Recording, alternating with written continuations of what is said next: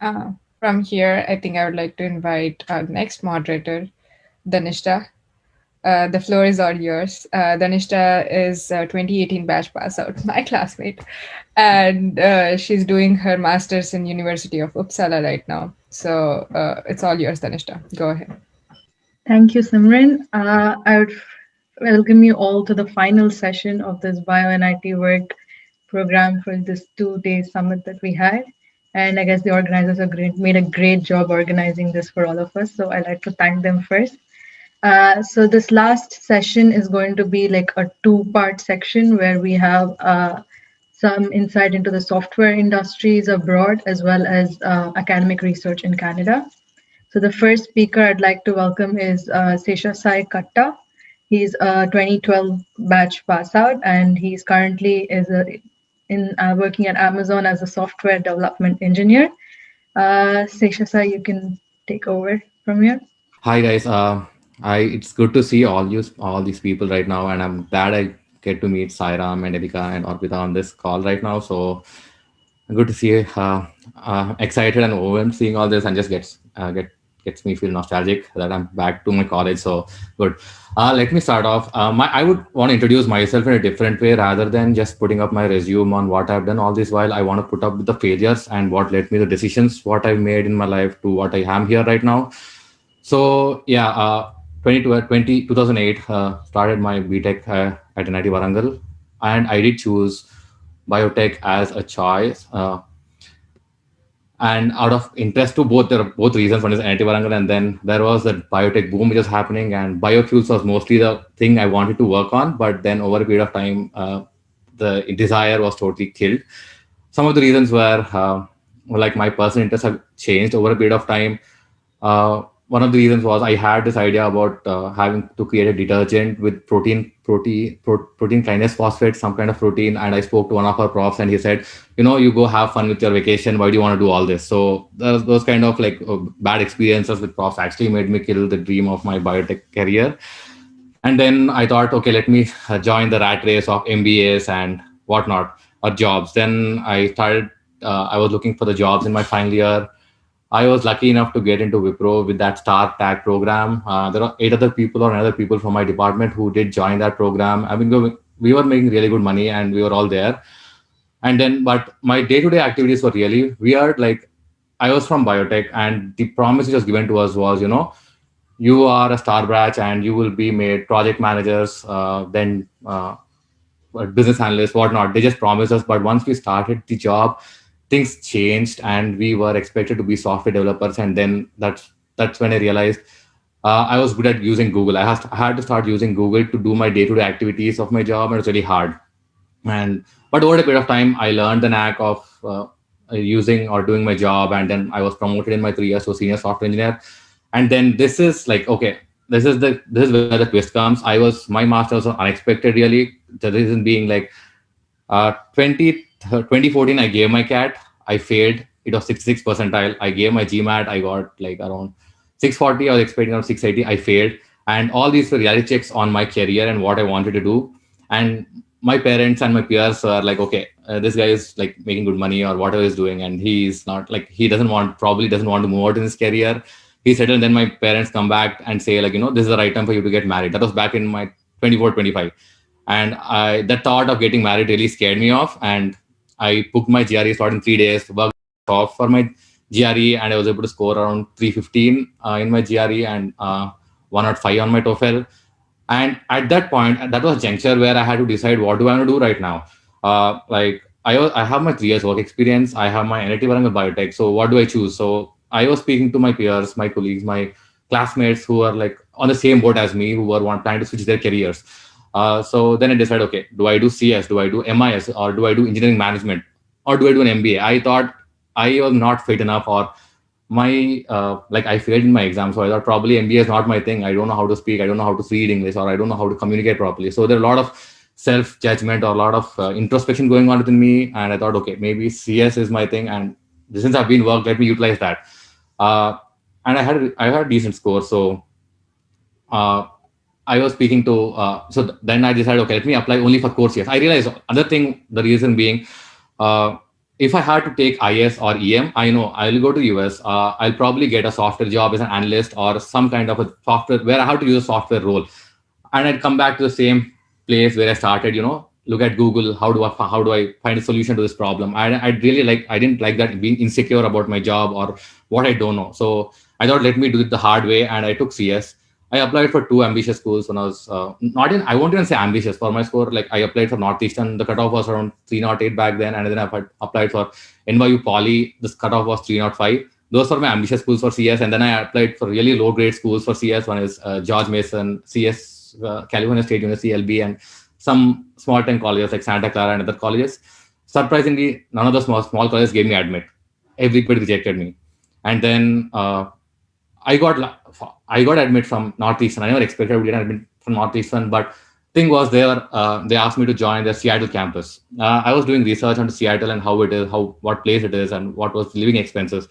It was pretty expensive, man. My per credit score was per credit cost was around $1,500 per credit, and I had to do 32 credits. So it was really expensive. But then I don't know what the admission committee thought, but they gave me a 25% fee waiver on my master. So I fly back here. It was totally new whole, like I escaped the problem of marriage, but then I opened a whole Pandora's box of new problems for myself. I had to adjust with these new people who are none of them are from from my Telugu speaking state. So one was a Maharashtra guy, one was a Bengali guy, and one was some other state. And everybody is really selfish in your room, and nobody is going to share what you do, and it's going to be really hard. You have to adjust, you have to cook, you have to handle all these things. That was a really tough time for me over a period of time. And then at the same time, I don't know if you ever do research about how do you transition from your biotech to CS or any other course to CS. Most of the colleges would expect you to do some preparatory courses, but luckily or unluckily, I don't know, whatever it is, I was never asked to do any preparatory courses, and I just took up the direct CS courses. And then my assignments come in, and I was expected to solve this problem where you are a robot and you have to go to a target from a given source with a lot of obstacles, and I have to code for that. I had no clue what was that. So I had a week to submit that assignment. Then I literally sat in my bathroom and cried for like 10-15 minutes. Like, what the fuck am I doing here? Why am I even here? What's the point of me? I can't even progress or don't even understand what am I doing here. So it made me realize, again, it's realistic for me that, or maybe it's for a good reason. I came out, I sat for nonstop, probably 40 hours, reading a lot about algorithms, about graph traversals, about tree traversals, all these things. It just gave me a lot of insights and gave me more to be confident that, there's no end of the world. You can still fight, you can still progress in life. And I was able to get that assignment. I thought I'll fail in that assignment, but luckily I got a C grade. So that was the hardest or lowest point of me. Then from there, I kept progressing, and then it came for internships. So my parents sent me $1,000 per month. I am on this loan, and then I don't have an internship. I don't have a TA. It was really expensive to stay in the US, in Seattle. I was being rejected by so I applied for around 500 to 600 companies for my internship. I was on the assumption that, my 3 years experience would land me somewhere. But the reality is it's really hard. The kind of experience, the kind of expectations from the companies you have for a computer science grad is next level. A Wipro experience or TCS or Infosys or any experience is not going to subside or help you anyway. It is way beyond that if you're expecting to get a good tech job in the US. I mean, there are other opportunities a lot of people talk about consultant or contract jobs, but I didn't want to go that path because I thought I am working so hard, I'm investing so much. I want to do something which I learn and which really be fruitful for me in future. When I look back down in my life, down the time, I'm happy with what I did. So I want to do that. I worked hard. I applied for 500 to 600 companies, and luckily I got an internship with ProQuest. And one good thing about my college at Northeastern is we have a co-op program where we can actually do an internship for 11 months. So I was able to do it for 6 months. I was able to make good money, pay off my fees, or have a good, no need to worry about the finances till I was able to graduate. And then in between, so I finished my internship. I come back to college, and again I was back to the rat race of data science. I took machine learning, it was theoretical machine learning. Then I took the computer vision. So I was really keen about this particular field. I actually implemented deep learning algorithms using Keras for face recognition, face identification, a Facebook paper. And then I also invented conversational neural networks using Google Cloud, like a conversation chat. I also implemented, like, I had to code basically all this two-layer perceptron, backtracking back propagation algorithms, linear regression, logistic regression, like a lot of algorithms. We actually implement as a CS student. You are expected to implement rather than use some kind of libraries like scikit-learn uh, or whatever other libraries are available in the market. So we were expected to implement those algorithms, understand the entropies, what are those values, what is feature engineering, what is data cleansing, like a lot of data pipelines, like a lot of stuff. We were expected to learn all this. I was there in that race trying to learn, but then the reality is, again, there is reality check. When you look for a job, nobody cares about what you did in your masters. They always expect about your experiences and what do you know about it. Nobody cares about your academic projects. And then so I started again. I was graduating in 3 months and I started looking for jobs. I applied for, like, at this time it was not 500 companies, but I had a internship experience, so it was just like probably 100 or 150 companies. But still, I interviewed with Nordstorm, I interviewed Bloomberg, I interviewed with couple of startups in SF. So everybody flew me to their headquarters in their respective places, and every time I failed. It was always a new experience. The expectations were really different. So some companies were considering me like, okay, this guy has 3 years experience, he has a master's, and he has an internship. The interviewers expecting more kind of. So system, when you interview for a software company, the expectations are really, really way above your bar, what you expect, and you have to be prepared for that. So all these were actually preparing me for this. So every interview that I failed gave me an experience or hard pill, something to learn in a hard way. Maybe the way I talk to people or the way I prepare for interview. So we would have like at least 4 to 5 rounds of on-site interviews. We used to have a phone screen, an online assessment, and then an on-site interview of 5 rounds. And each round was expected to be in an algorithm challenge or data structures or system design. Also, how do you estimate for your project? So there are various. Each round is assigning or gauging you on some kind of thing, and you are expected to do it on a whiteboard on the spot. They give you a problem, you solve it. So I failed like 5-6 interviews. Then I think So I failed in most of them actually, not even 5. Like whatever I went for onsite, I failed in everything. But I think yesterday I was seeing one of the presentations yesterday by Money. One of the important things when you're in the US is important to network, find opportunities, knock every door that you have. So I was like, I was preparing for my interviews or brushing up my skills. At the same time, I need to also apply for companies and meet people, meet recruiters. Just push your resume. See, please consider my resume. So there are a lot of networking events happening around Seattle. I used to pay $5, $10, go to these events, speak to recruiters, and market myself. And luckily there was one of the recruiters who was impressed with my resume, and the company was Solemn LLC. And he saw my resume, he called me over for coffee next day, and then he set up a phone screen, and then I cleared a phone screen, and then I had an onsite, I cleared an onsite, and then boom, I got my job. And then there's other failure for me over there. You have to be really careful on your documentation. I think a lot of people have spoken about how difficult it is for immigrants to be in the US. One carelessness of mine, like I just gave my address wrong, and then I had to miss my EAD card. Basically, I think Rohit was saying yesterday that if you are not employed for 90 days, you have to leave the country. And I just gave my address as wrong, and then my EAD card was posted to the wrong address and was sent back. And in 2 weeks, if I don't join my job, I was supposed to leave the country. But then my college was really helpful. They made me apply again, and my recruiter was really good. You need to maintain that contact, a rapport with any person you meet in the US. You don't know who's going to help you when. So I got my EAD just in 2 weeks. When I was thought I'm going to leave the country, I was back and I was working. And then that was my slalom. As I was learning a lot as a software engineering consultant. I was working with Audible. I was also working with Alexa at Amazon. And I was also working with some other company called Sulatab. And in all in all my experiences, I never thought programming language as a barrier. Neither did I thought domain, having a specific domain for a particular business problem was a barrier. All I thought was mandatory was how strong or how good you are at your fundamentals, and given a problem, how do you push yourself out of the comfort zone? I mean, every situation would push any one of us out of the comfort zone. So, but how do you adjust? How do you fight that situation and make yourself comfortable is what's important, I believe. And also the other reason how I got into Amazon is also funny, really funny. So my roommates are actually working for Amazon, but I was working for Slalom.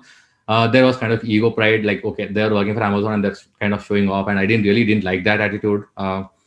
And I just so I had my recruiters reach out from Amazon and Facebook, but it is not easy. To get to Amazon, I used to work from evening after I used to come back from my job, work for like 3 to 4 hours on lead code for like 3 to 4 months, and then I got the interview calls or whatnot, and then again it's like you have an on-site 5 rounds, and then you clear the job, you do it. It's really challenging. Okay, boom, I got my job back in Amazon. It's really hard again. You have to keep up your reputation of being an engineer at Amazon. So I work for some team called Same Day Delivery Experience team, and so we on Amazon.com, the CX, whatever you see for same day, like get it today by 4 p.m., get it today by 6 p.m. That's what my team works. And most of the CX, what you see, was actually developed by me, I would say. And it's really hard. The timelines are really hard. Every bug I create would put some millions of dollars to loss for Amazon. So that's the scale on which we work. It's always challenging, and you need to always step up your skills, and the expectations are really high. And it's not easy, but maybe situations like this actually pulls the best out of you, and you always have to identify that if you're being thrown into something, probably you know how to fight back and come up. That has been my failures and how I've shaped my career, and I hope it helps, but I didn't want to put up my resume though. So yeah, that's it from me. Sorry if I took a long time, and sorry I had to drop off in the middle. Thanks, guys. Yeah. Thank you, Seshasai, for a really honest talk, which I think was really probably helpful for a lot of us here. Talking about failures is not something a lot of we hear in these talks. So thank you so much for that. So now we move on to Vatsal. Again, he is now currently a doctoral student at the McGill University. Thank you, Dhsnistha, for the introduction. So I'll just quickly share my screen because I've prepared a few slides. I hope everybody can hear me and see the slides as well. Yes, we can. So first of all, thank you for inviting me to share my experiences, and congratulations to the whole BioNIT, the team who put this all together. So really, thank you and congratulations. So what I would do is basically go through my academic journey so far, from Biotech to where I am right now, and I'm pretty sure I'm going to miss out on a few things. So please ask questions, and we can discuss that later on. So it all began with my BTech, biotechnology. I'm from 2015 batch, as mentioned. So it was always a choice for me, the biotechnology, because I wanted to be in this field, and I was really intrigued by this field. It was very new to me. So from the beginning, I was working towards, building my CV so that I can, because I also knew that I want to go for higher studies. So I was working towards, building my CV so that I get into the best possible universities or best possible labs or whatever. But so you can see that I in the first year I did an internship. It was like a industrial kind of internship in a company called Helix Biogenesis in Delhi. I don't even know if the company still exists now, but they were very helpful. They gave me some hands-on training on, how to make reagents and stuff like that. Considering I was a first-year student, it wasn't much, but it was something. So second year, I did an internship at University of Allahabad. That is my hometown. So when I went back home, I basically just asked the professor if I can shadow the professor or one of her PhD students in the lab in the Department of Biotechnology, and she was very helpful. She agreed to it. So basically, I did nothing, but I stood beside a lot of postdoctoral students and PhD students and saw what they were doing. Maybe I casted one gel in the entire 3 months of my 2 to 3 months of my internship, but it was an experience. Then finally, the third year internship, I was given a chance to basically come to Canada and do some sort of research in the Clinical Research Institute of Montreal, IRCM, where I am still a student now. So and basically this was the point where I got the most research experience, because the supervisor who I was working under was really helpful, and was some I don't know why, but was very trusting, um, uh, towards undergrad, and he was like, okay, do whatever you want. So that was kind of fun. But you can see that, like, throughout, I was also like participating in a lot of conferences. I would not understand anything in these conferences. I'm sorry.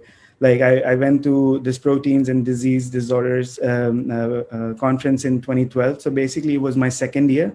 I was just sitting there. But the main point of going to these conferences while I was in NIT Warangal was to just basically look at different fields that are out there, because when you are in NIT Warangal, going through all those courses, GPAs, you don't really get to see what is out there. So that was very helpful. I well, basically I did that every year, so that I get some clarity in my mind that what I want to do after I finish NIT Warangal. So basically, in the final year, I was very sure that I had to go for higher studies, basically masters. And I applied for a lot of schools, more than 10, 15 schools, I think, in Canada and in Europe. And I got into a lot of them. I also got a job offer from University of Marseille in France, where the professor was like, come and work as a research assistant and then apply for a master's maybe a year after. But then I chose Canada because I was already familiar with the place. So basically, what I wanted to say was that 4 years is a very long time to be in a BTech program, and you have ample opportunities to build your CV, because you will be competing with a lot of people who are coming from different universities, better courses for the same graduate spots that you will be also applying. So do whatever you can to I don't know, build your CV and make yourself stand apart from all the others that are out there. So the next step, I had the opportunity to also go for direct PhD, but I did not do that because of the reasons basically listed here. I was not sure if I would be able to work independently on a project when the stakes are high. Basically, when you do an internship, it's very different. But when you get a project on your hand, it's something very different. I also wanted to build my background in biology, as some of you might relate. If you want to go into pure biochemistry or cell biology, we basically have, I don't know how it is now, but we only have one semester course at NIT Warangal, right? So that is not enough to just jump into research and start writing manuscripts and publish papers. So I wanted some practice with that. And to be honest, I enjoyed my time while in my MSc program. My name of my program was experimental medicine. So it's not pure biochemistry or not pure cell biology. It's a mixture of all those things. So you get to choose your courses. You get to choose your, how you want to go forward with your master's program.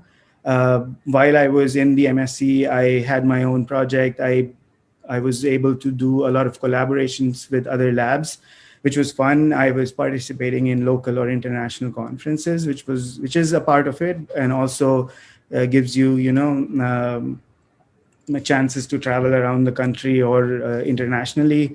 I also did an internship, like a summer, in the Center for Translational Biology here at Montreal, which was also pretty exciting and very good. So, and apart from all of this, like, you actually learn to do research and how to manage a project, and drive it just yourself, the project, without a constant helicopter supervision on top of you. So this was my main aim or the goal for my MSc, and I was able to achieve it. I should mention that my program, experimental medicine, was completely thesis based. So basically, I only had 3 or 4 courses across 2 years, and the major credits that I had to were assigned towards my project. So basically, from day one of my master's till I graduated, it was all lab work. Okay. So the biggest hurdles that I had while I was in my MSc was, like I said, coping up with the environment. It's very competitive, and it's a very, very, very big change from what we were doing at NIT Warangal and what we are expected to do in a MSc program. So that was the biggest hurdle, but it was nothing that too much that you cannot handle it. So I graduated in 2017, and then I just basically uh, continued in the same lab as a PhD student. But I did change my projects. Earlier, I was working on neuroendocrines and their effects in the basically neurological disorders. But then I wanted to shift into cardiovascular biology because endocrines also affect cardiovascular biology quite a lot. And I got this opportunity to work on a very translational project, basically, which means that I work a lot with basic biology research, but I also get to apply that part of research in clinical setting. That means that my work involves working with cells, working with animals like mice, and then also human samples, and hopefully doing preclinical studies for different genetic targets. I also have a collaboration with the pharma industry right now. The industry also gives our lab money, and they give us certain problems that they um, want help with, or we go to them, asking money for certain projects that we propose to them. And if they're interested, they fund our projects. So basically, again, like, I have an independent project, I have collaborations, the same thing with conferences. So quickly on the responsibilities of the PhD student, usually in Canada, I'm pretty sure it is the same in the States also, but you are expected to give annual PhD seminars, which are basically presentations that you make in front of a panel of professors and maybe other students also, where you have to basically tell them what you did and how your progress has been every year. There is a pre-doctoral comprehensive exam, which everybody in PhD, they know about. Basically, you have to defend your PhD plan, your future plans, and your hypothesis. Otherwise, they just tell you that, okay, you're not fit for a PhD, go do a master's or something like that. And then you have to publish. So basically, I don't know how it is in other countries, but at least in Canada and all the other labs that I work with, it's not a mandatory thing from the university, but the supervisors only sign a contract with you once you agree to publish with them. So they will not let you leave the lab unless you have certain publications, basically. You have to go for conferences, you have to make presentations, and you have to do a lot of writing. So, and the next step for me, basically, I am not 100% sure what I'm going to do right now. I will be in the research domain. But the two options that are open for me are basically academia, of course, where I do a postdoctoral position and I work towards, opening my own lab and being an independent researcher, or I can go towards industry, where I join their research and development sector. But that is a decision that I think I will leave on to my last year and not think about it right now. And I think the take-home message that I want to give everybody is basically that you should start early. I mean, no matter what you want to do, if you want to go for a PhD, or you want to go towards, a programming career or management career, whatever you want to do, like, do start early. It helps a lot.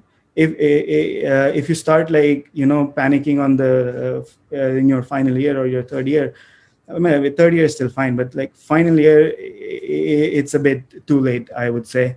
You should build your CV, do whatever it takes. I mean, and for people who want to do a PhD and go into research, I would suggest, like, highly suggest you build your basics. Read your textbooks. We don't do that. I know that. We usually go for the notes and our whatever presentations that are given by our professors. It might give you a good grade, but trust me, it helps a lot when you are doing your research and you're building your hypothesis and stuff like that. Um, Also, if you've made your mind to do a MSc, PhD, whatever, spend a good amount of time looking at different schools, labs, programs, whatever it is. I would suggest you take like at least a month just Googling different programs, different universities, different scholarship applications, everything, so that uh, everything that is out there and make a best decision for yourself. And I think this point has been repeatedly been said every time, that your supervisor is basically greater than everything else in your PhD, because PhD is not about winning a Nobel Prize in science or publishing high. It is about doing academic research to your best extent, and basically, it can be very, very stressful. But if you have a good supervisor, that makes a very, very big change. And no matter what stream you choose, if you want to go towards industry or if you want to go towards academia, your supervisor is the main networking nodule, if I may, where you can reach out to other person via this person, and that's the person who can help you the most. And well, basically, academia is hard, but it is also very, very flexible. So you can basically mold it according to you.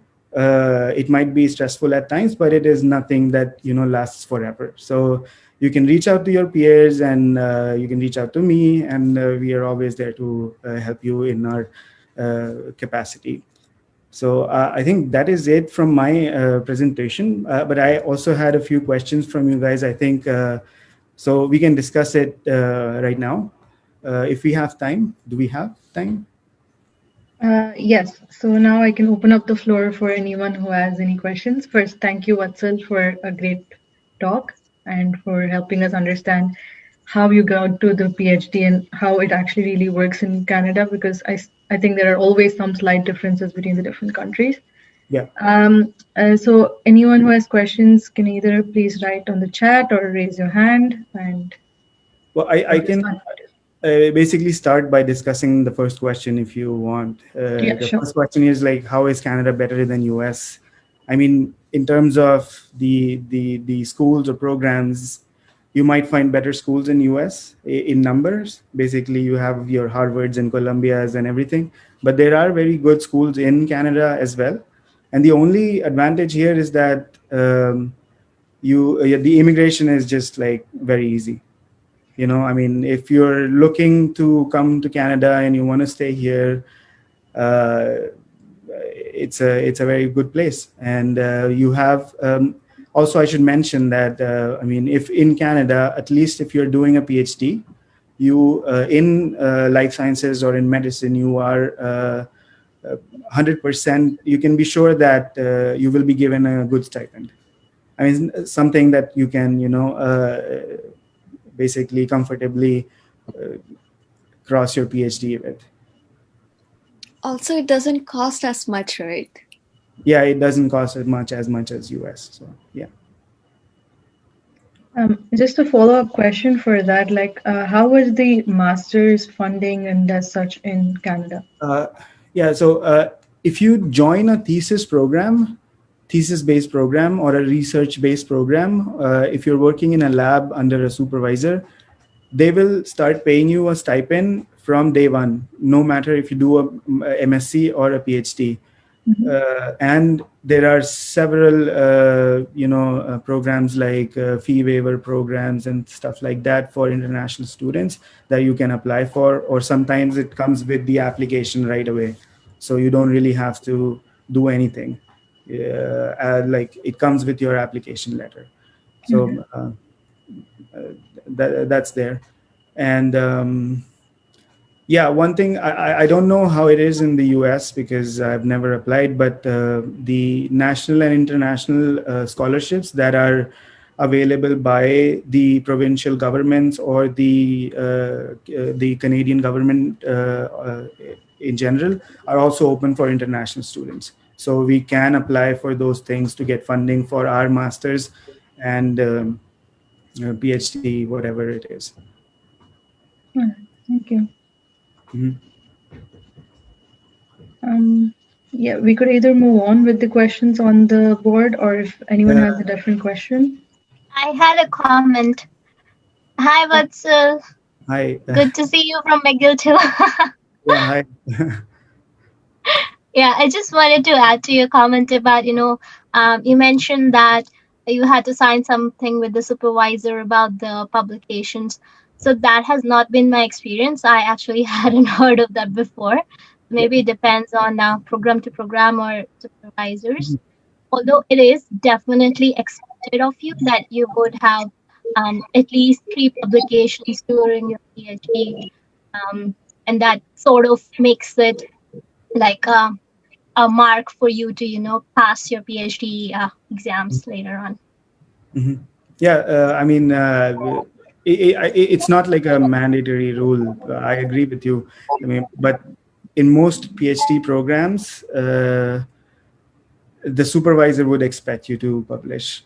Yeah, it's expected, So, but it's not like a signed agreement oh, kind of thing. no, it's not. With everybody, it's not. I mean, Yeah, they cannot force you anyway because exactly. universities don't Yes, have that yes. rule.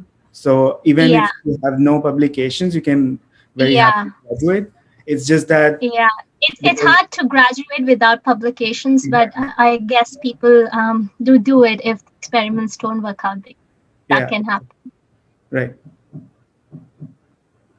Thank you for that. Well, I can go for the second question if no one has any questions. So basically, this person is asking that I've seen our labs that are not good. Thus, I'm concerned how can I prepare myself and learn skills necessary for a PhD. Well, there are no skills necessary for a PhD, I would say. So you just have to have like a lot of patience and love for the subject. That's all you need. Uh,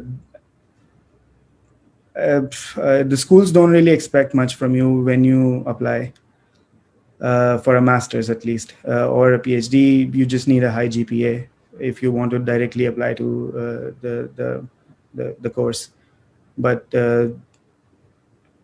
And a other than master's that, helps, right? You can get your foot in the door with the master's.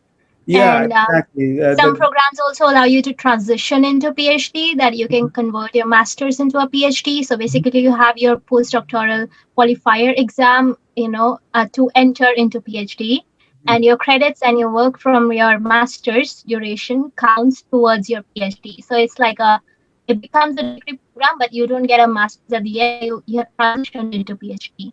right. It's called like a fast track program where you start with Yes. masters, but like after the first year of your masters, you basically start your PhD. Yeah. And, you can also do that. Yeah, and to answer the question, as a second year, you think that you don't have enough skills, so maybe that's where, if you have seen, most of our speakers have done ton of internships, tried different things out. That I think that's the place where you can really explore what kind of field you want to get into, if you like research, if you don't like research, and what skills you want. All the important skills that you think you will need before you go for a master's or PhD. You will have that chance for exploration during your internships. Right. I was also curious about what are the opportunities in Canada in terms of students who have already done their masters, maybe from other parts of the world, to enter for a PhD? Is it more easier if you're done your master's there, or how is it with just in direct entrance to PhD there? Well, if you've done a PhD in Canada, it is definitely very easy transition into like a PhD program, because the school knows you, you know a few professors, you know labs, so you can basically, you build a network, so it definitely becomes easier. But I wouldn't say it's much of a problem if you have a master's in any other country to apply for a And PhD actually, in that Canada. can help your experience. Like if you later on want to go into academic research, they kind of also look at how many different universities have you been to, have you worked with. So that definitely counts. So for example, at McGill, I heard that, if you have done your PhD at McGill, you cannot be appointed at McGill as a professor because they prefer having people from another university. So Oh. that's also that adds. So if you have one degree from one place and another from another, that can help your future. Mm-hmm. Yeah, diversity helps, of course. Yes. Yes. All right. Are there any other questions that we have to Seshasai and Vatsal? If anyone can write it in the chat or just raise your hand so we can unmute you. Uh, Hi. Yes. Go ahead. I'm sorry for not raising my hand. Yeah, I go ahead. have a question for Seshasai.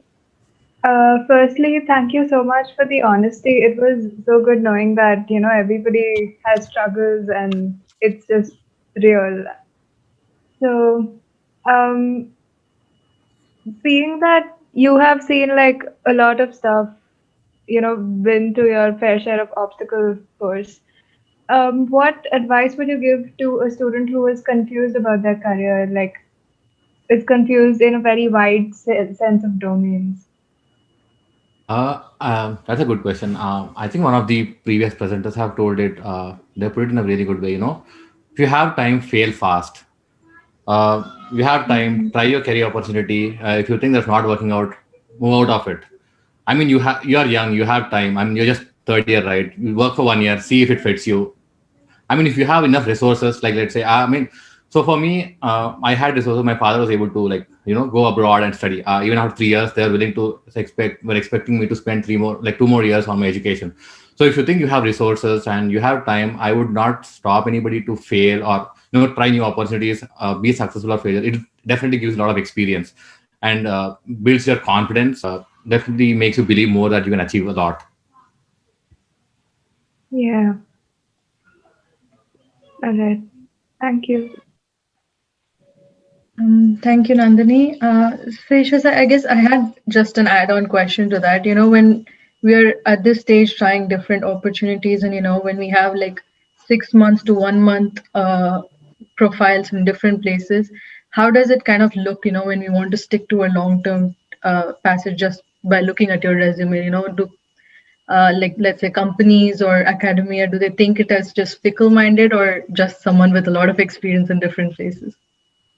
I think I won't say there's a formula or an answer for those kind of questions. I know a lot of my colleagues or my classmates who have switched their careers in the last 3-4 years. I know people who are working for Futures First. They've 1 year they work, then they move to an IIMs for their MBAs, and they're preparing for civils.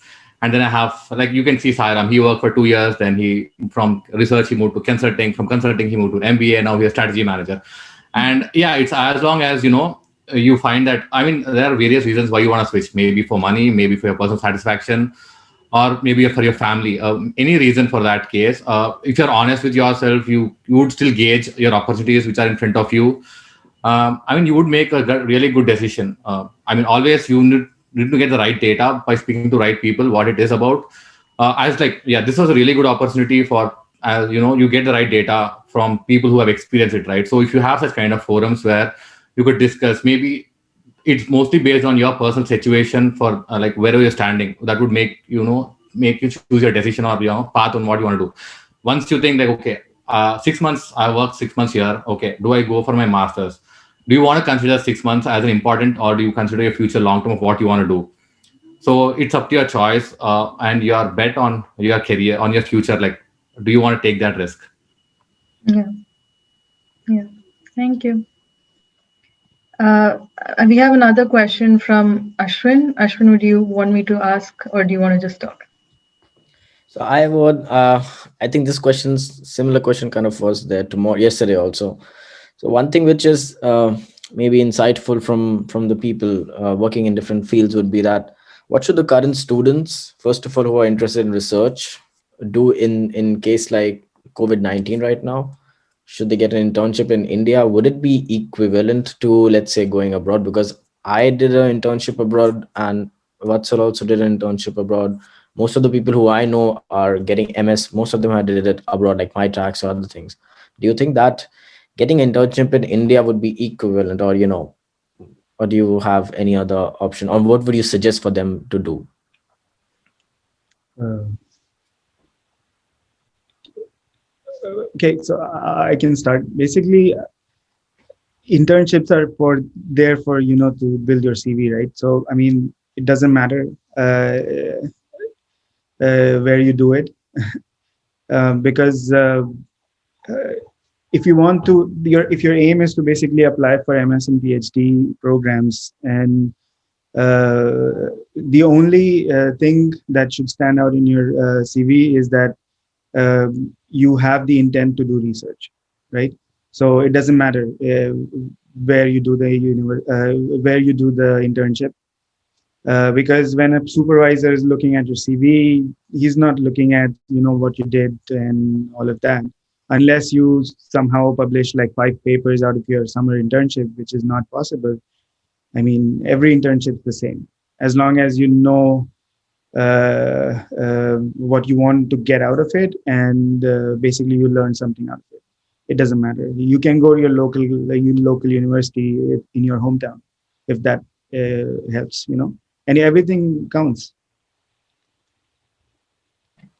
Thanks a lot for that. And how about, let's say, the fields like if someone wants to get into coding? So, Seshasai, what would be your take on that? How could they invest their summers right now? Because probably it would be difficult to get internships, right? That's a nice question. So, if you're asking about somebody who's actually doing their bachelor's right now and they are looking for a career switch to coding, I think they should, since they wouldn't have much experience on what's happening with coding. I know it's very common practice in colleges to just teach.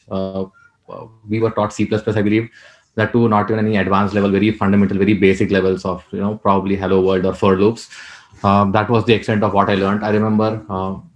But once you go to the industry, they expect you to know more, understand the frameworks. If they have time in summers, probably they should join some coaching institute rather than wasting their time on online tutorials. I believe that should not get anything for free. You won't appreciate whatever you get for free. You have to invest your time, your money. You understand the importance of it. That's what I believe in. So that's why I had to like did my master's just in CS. So go for that coaching. Understand you need to put a lot of effort, perseverance, if you want. So you learn some particular programming language, but then you want to deep dive onto what are the more fundamental things which would make you successful. So just learning a programming language, I'm pretty sure they would get a job in TCS, Wipro, Infosys. That's a basic switch. Anybody could get that. You don't have to work really hard for that. But if you want to go step up your level to a product and service based company, you want to understand fundamentals of what are data structures, what are algorithms. You want to scale up your step up your level to next level of going to a pure product based company, like they're called a FANG group in the US, like Facebook, Amazon, Google, Microsoft, and all this stuff. If you want to go there, then probably you want to go about system design. How do you scale systems? So how do operating systems work? More fundamental problems. All these are available, but it's up to one's interest on how much you want to learn and how much you want to invest, how much you want to put aside your career or your biotech degree. You want to focus on these. It's going to be really hard. It's going to be hard. It's going to be really challenging on how you want to put it, but yeah, it's personal choice what you want to do. Thanks. I hope that would be very helpful for the students. Thank you. Yeah, I guess I would like just like to add that I myself took a break kind of after my bachelor's, and I kind of spent time in trying to just improve my skills while I was trying to look for work. And I guess a lot of these online platforms also are helpful in doing so. And most of the times you can kind of apply for a fee waiver, and they give you a situation. And sometimes for students they do give a full refund, or they take out, you don't have to pay any fees and you can still get a certificate out of the program. So I guess, and so much of the coding helps. But yeah, I suppose, like Seshasai mentioned, an actual class where a coaching class would probably be more helpful for such situations. But we have another question from Shreya, so go ahead. Yeah, so hello everyone once again. My question is in general open to anyone who's in research. I think a very basic stigma that Indian students have for research is that this career is, depressingly dull and repetitive, right?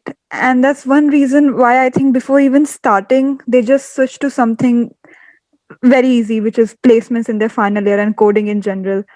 So, since all of you are here, what is your take on this?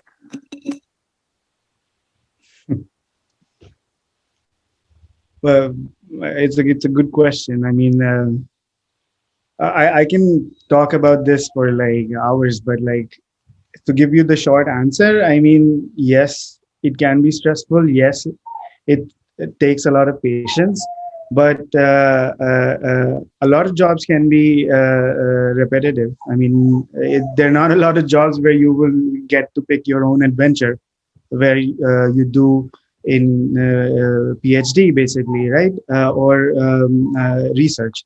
And let me tell you, like when you do research, what how I look at it is I'm doing something that nobody else is doing in the world, right?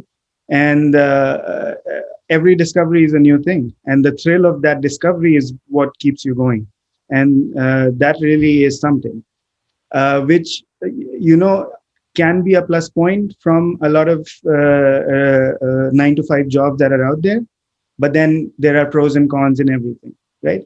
And I mean, that's all from my side, I guess. I mean, I'm sure other people have a lot to add on that too.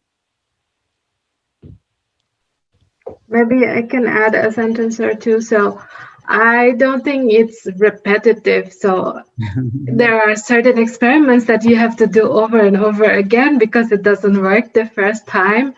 But I see it as solving new problems every day. And you are always trying to learn new things. So you're following the research that's going on, like, and trying to keep up with that, and trying to see how, like, the knowledge that other people are generating, how it applies to your topics, and you're trying to build that in to the next question that you will be answering. So it's definitely not repetitive. It's challenging, it's very demanding, but it's also very rewarding. So if you like solving problems, I think you will definitely enjoy it. Yeah, I think Krishna said it really nicely. So my supervisor always says that research is art of answering a question. And for answering those questions, you do certain experiments. None of them are perfect. There are always caveats. But as long as you know the limitations, as long as you consider those caveats, then you know how to interpret it. And to make sure that those limitations are up to minimal, you have to repeat them at some point. And that's the process of optimization. And it's kind of fun of it, because then you get to see the journey. Like, this is where you started. I remember I'm recently doing this optimization for one of my sequencing experiments. And the first time I did it in Organize, no one has done it in Organize before. It didn't work. And then I had to optimize so many times. And now finally it works. And the moment I did that, I had like a really nice meal and treated myself. So I think that sense of achievement is what gets you going then. Yeah, that's definitely true. Yeah. No, go ahead, Ashwin. Go ahead. I just added actually on Vatsal's point itself. What he said that you get to work on something new, different, which no one is working on. Maybe there's one thing which I could add is that it's also a privilege, I feel, because there's always a time when you do research. There is a span when you have not published. You are technically the only person who knows that thing in the whole universe, I would say sometimes. Because actually no one knows that unless and until you publish. And there are actually these moments which maybe I could relate to, once in a month or something like that. And these things are really rewarding. So this is what keeps us going, I feel. Yeah, exactly. I mean, the high that you get when you prove your own hypothesis right I think every PhD student can relate to that. That there is no better feeling than that, right? So yeah, I mean, there are pros and cons, like we discussed. I mean, in the whole 2 days of our, this conference for every job. But if you think that research is really dull and it is repetitive, that's I can tell you that it is not that. It can be stressful. I would agree to that, but not dull and repetitive. Actually, in the research lab, I think there are 100 times where I question myself, do I really want to do research? I might as well do 9 to 5 job because this experiment is not working. Even if like sometimes an experiment does not work for months on end and it feels like there is no end to this. So those moments when I'm really frustrated, I call my mom and tell her that I am going to become a painter because it's the easiest job. I like painting and I think I can make money out of it. And then she says, which actually has a very strong point, that once you start painting, after a while, you're going to get so bored of it because it's repetitive. So you can say every job that you do in any field, it's going to be repetitive. So my mom said, well, it's not like painting is easy because after a month, you're going to call me again and say, this is the most frustrating job ever. So I guess you just need to be passionate about the work that you're doing. And it will all work. It will all be good in the end.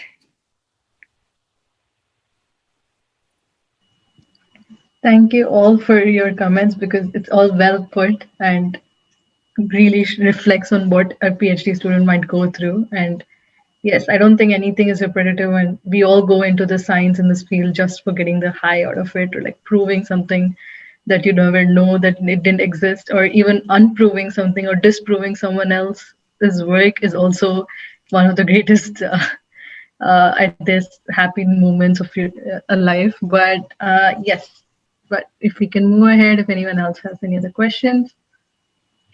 And guess I can now open up this discussion to all the speakers of this particular session. So any general question would be great. Actually, I'm wondering, does no one on the talk right now, is no one concerned about their GPA and how that might affect their masters or wherever they want to go? I think during this session, nobody asked. The last time when we had a session with TAB, the Technical Association of Biotechnology, then some people had asked. But the stigma of, having high GPA is the only thing that gets you into masters is now, I think, getting lower. People are understanding that it's not just about the GPA, it's about the skills that you get, both technical and transferable.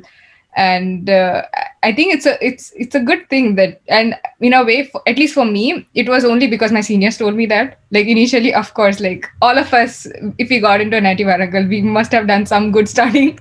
So we want to get like good grades and good marks. But then at one point, it was like at least I understood that it's not just about that. It doesn't matter if I get all the amazing scores in theory if I can't put any of that in practice, or vice versa. So yeah. I would take it as add on to what Simran has said, but I mean, me being the same batch as Simran and the many other people, like there were like 5, I guess 7, 8 of us in our batch who were actually keen on going into the research side of biology, and for whom probably your grades in biotech mattered. But I guess I was the least graded person among all of them. I had the lowest GPA. So even if Simran understood that GPA doesn't matter, she still was a topper. But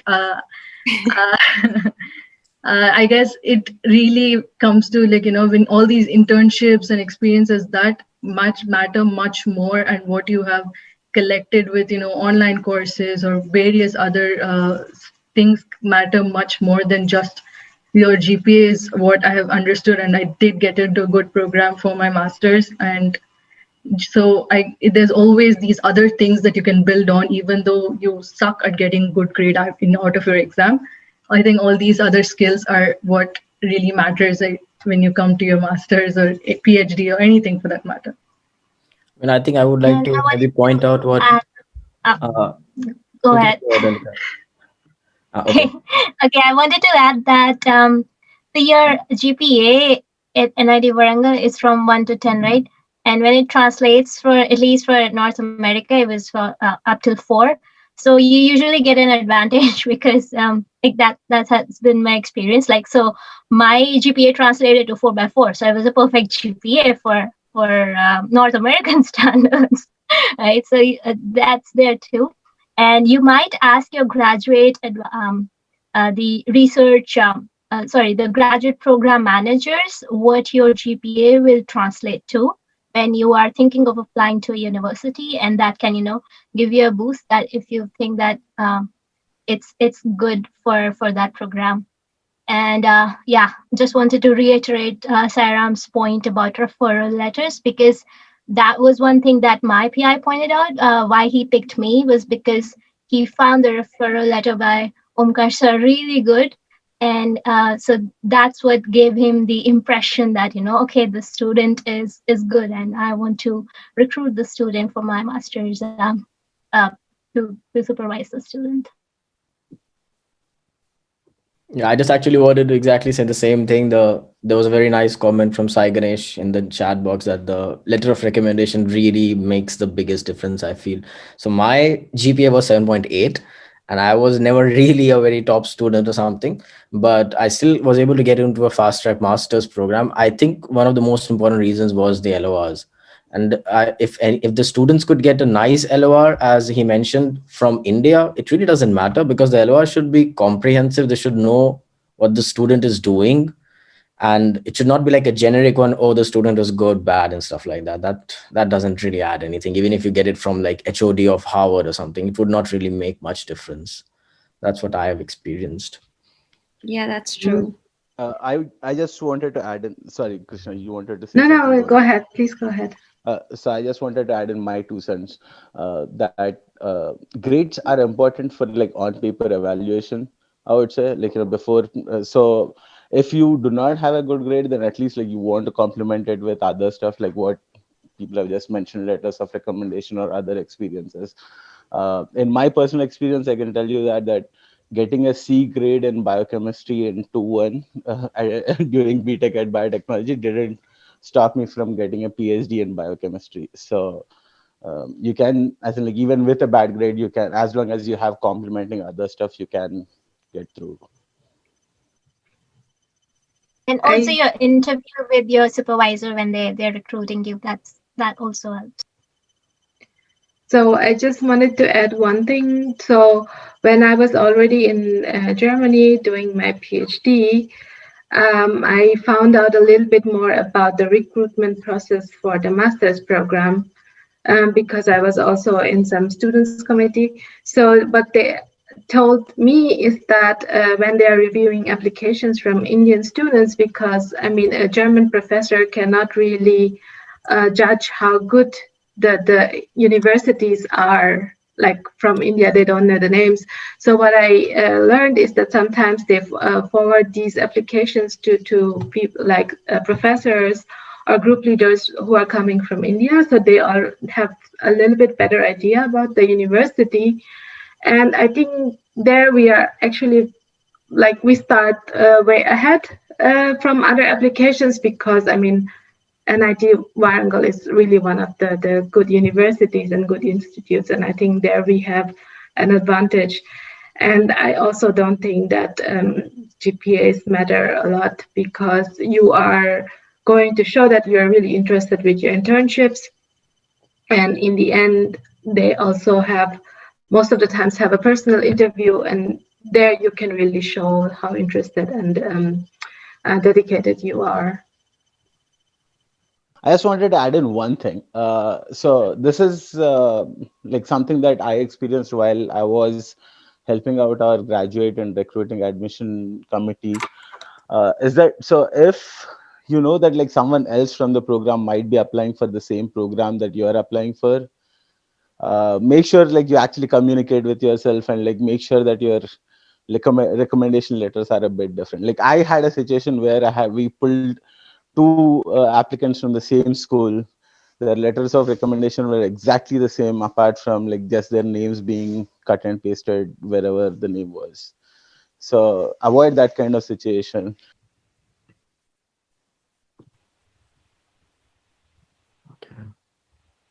Are there any other questions? I guess now the floor is just open, so unmute yourself if you have any question that you would just want to throw out.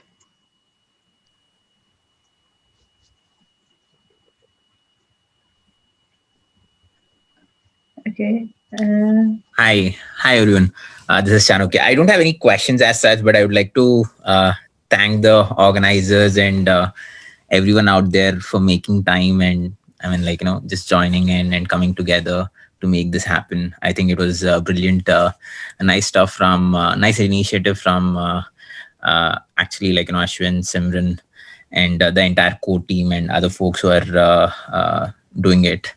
I think, and also, yeah, it was amazing overall, interacting with seniors, juniors, and also the current students, I believe. Thanks everyone. Yeah.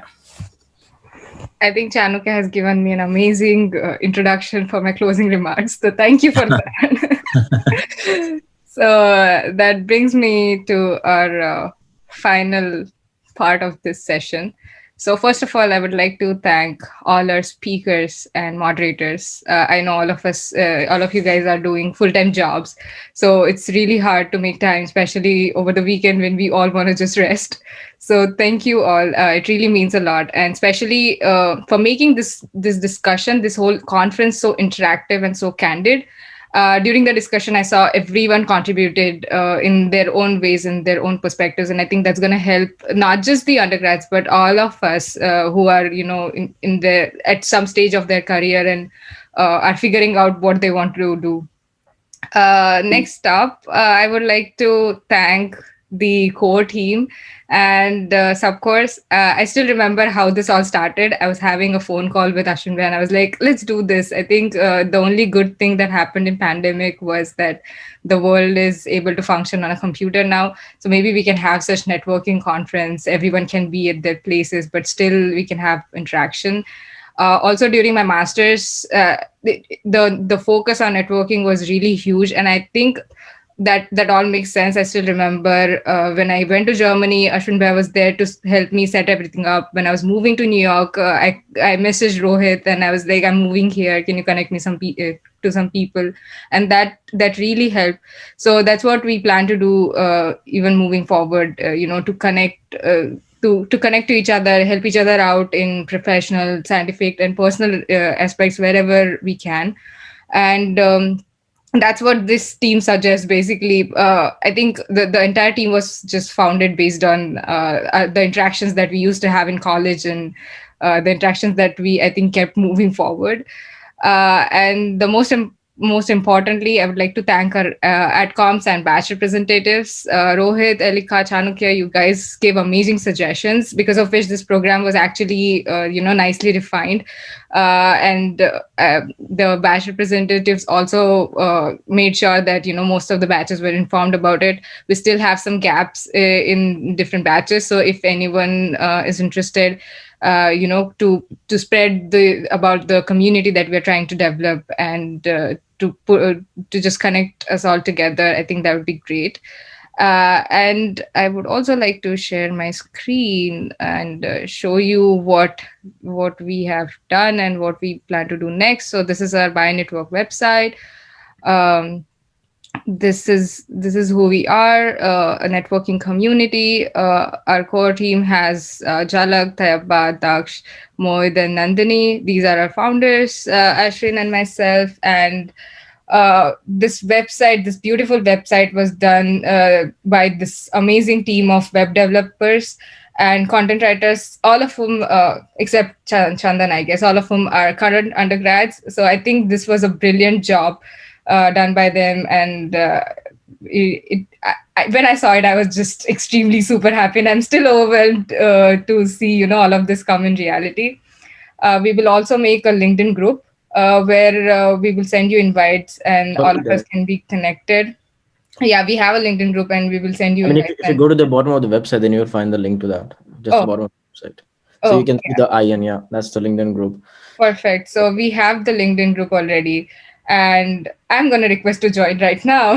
So, and I hope you all join too. And I hope to stay connected with all of you. And we will probably we are still thinking of how we want to move forward. Like, this was the event that we hadn't planned and now we did it. We are welcome to all the suggestions to keep the community active and help each other out. We'll probably have such networking events every couple of months over the weekends, just to interact and discuss and share, connect and grow. So yeah, that's mostly from. Oh, also I have to say one thing. Many of our professors reached out to us and appreciated us. So I would like to thank them, and some of them also joined the meeting in the middle. So just thank them for their presence and their encouraging words. It means a lot, and yeah, thank you for making this discussion event, everything so happening and interactive and candid.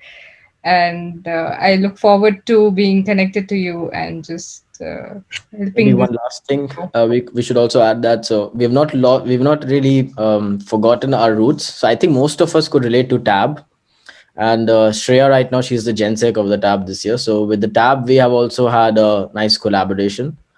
And on the website also, you will find a link to the YouTube channel on which we've gotten a sort of a talk series with such student with our students. It's something similar to what is done with this breakfast with champions, and Shreya has been managing it pretty well. And on this, we are posting videos of discussion with the students. For example, how did they get the Khurana scholarship, or how did they manage to get good score in the GATE and or the IS scholarship and things like that. So this is also coming up. Hopefully, in the episode 2, I mean, sorry, season 2, we will maybe also get out of our social network, because right now, me and Simran, we had our social small network. We tried to put all the students there and then get them done. Maybe in the next step, we could also move on to other outside of us, and maybe outside the institute also. So that would be super cool. But yeah, we all need your support in that kind of yeah, exactly, Bachi, that's what it's called. Yeah, so that's, I guess, it's from our side. Thanks again for joining. Okay, guys, bye until next time. Yeah, guys, also subscribe to the YouTube channel, please. Yes, subscribe to the YouTube channel. We want Tab to be the best association this year. Yes. That's gonna happen, Shreya, I promise you. Hashtag take it home. Hashtag bring it home. Sorry. Thanks a lot for the nice and motivating comments. Really, they are very helpful. They are very helpful. I hope we'll be able to get it done. Thanks. Thank you. Bye, guys. Bye Bye, everyone. Bye, everyone. Take care.